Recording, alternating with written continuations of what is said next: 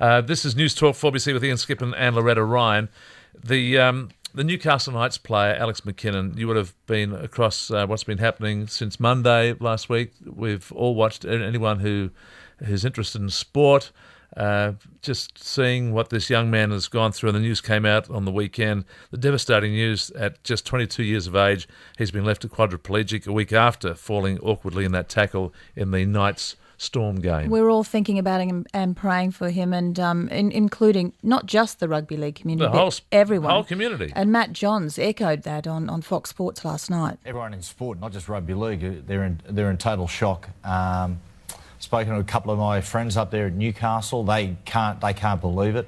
There was always the chance there was going to be this type of terrible news, but everyone was praying that it wouldn't be. Now this has been passed through, and the young boy who's so universally liked and respected in rugby league, he may not walk again. And look, someone who can personally relate to Alex's story is Perry Cross.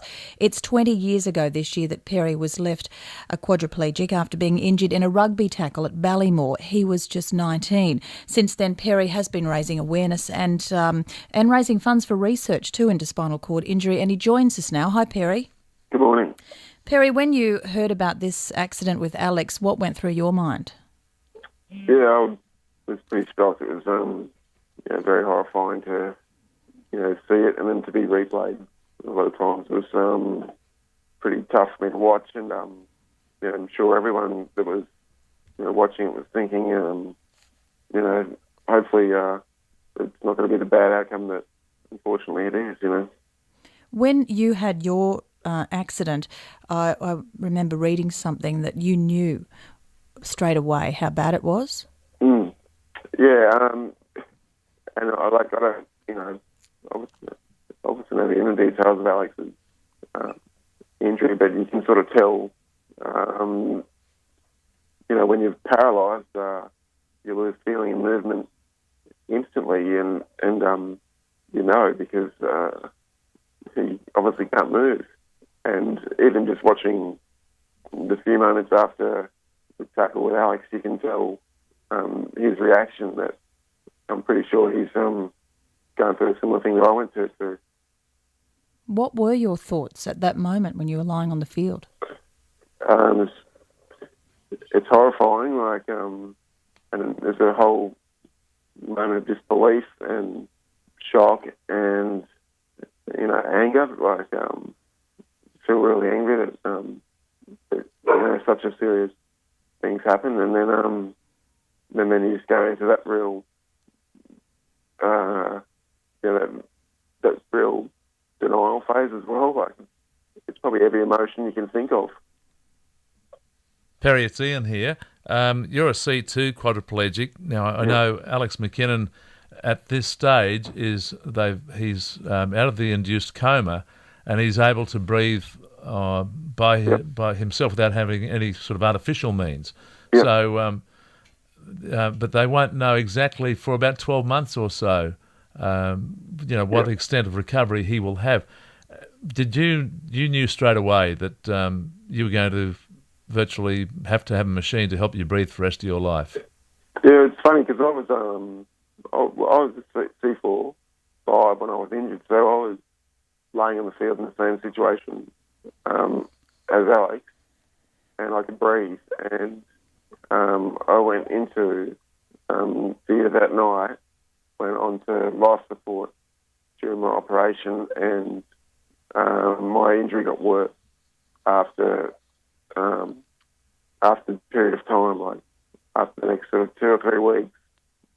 Things got worse because of the swelling and the severe amount of damage around my spine. And it wasn't for about 2 months that I sort of started to stabilise, and then things started to recede a little bit. And it took about 6 months before I could even speak again. So this is a long road ahead to really understand the full extent of the injury. It sounds like it's getting better already, but as I said, some people's injuries get worse before they get better. Well, there's some 12,000 Australians currently living with a spinal cord injury. I know since You had your accident when you were 19 on a rugby field at Ballymore. Yeah. You have, once you were able to get yourself in order and look at what life was ahead for you, you have embraced raising money, raising awareness for spinal research and spinal injuries. So how do you go about that today? Well, mate, my life, I've got to say, has been an amazing journey, and probably I've lived a life that I would have never lived had not have been injured. So I'm grateful for my situation, that things and opportunities have come my way that allowed me to experience life in a totally different way than I would have otherwise. So I've got to be grateful for that. We now are tireless in our efforts to raise money for research. In May, we've got a function, Sports Legends Lunch in Sydney. In June, we've got a gala dinner on the Gold Coast. We hold events throughout the year to raise money to cure paralysis, and anyone can support us by attending our events, donating. June, November every year, we run a spinal injuries program. It's called SIP Week, and people who sip through a straw, drink through a straw for a week, to see what it's like for people with paralysis to live with paralysis.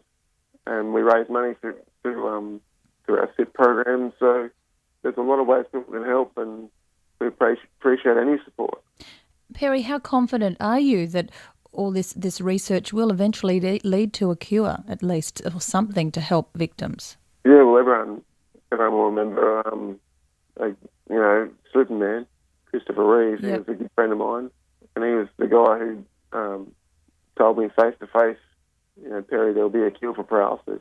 It's just a matter of time and money, and that's all it is we need the money to invest in the time to find a cure, and we just need people to understand that it is possible, and we now know the intricate working of the spinal cord, so we just need the funds to be able to do the long hours of research, and one day there'll be a cure, and one day everyone will get up out of their wheelchairs and walk.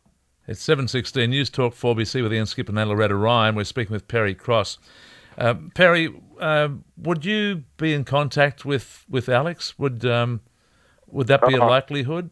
At this stage, it's unlikely that early on you would connect with someone suffering an injury like this. I've already offered to speak to the Knights players, because they're probably the ones that are going to handle this the hardest at this point, because their mate's been torn down.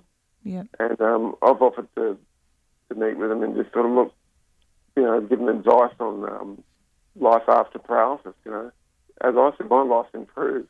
Not to say that life was bad, but there's been so many amazing journeys that I've been on. So I've just got they've got to understand that he hasn't lost anything, and he's still the same guy, and he'll be a better bloke in many ways for it, because it gives you this great appreciation of what life is truly about.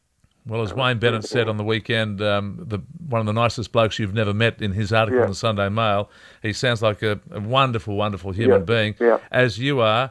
And I would just, before we go, there'd be a lot of people listening to you through 4BC this morning, Perry, who'd be thinking, what drives a bloke like you? What gets you up and going every day when you have the adversity that you face every day? And whatever any of us are going through is nothing.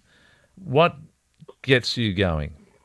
I just, love life. This is no dress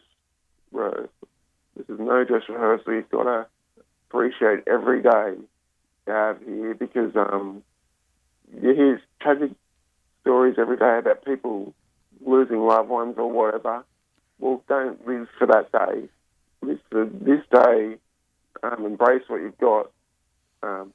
Make the most of it, and don't take life too seriously. Like, have a laugh and enjoy yourself, and do things because you love doing it, not because you think you've got to do it. So, do it because life's enjoyable.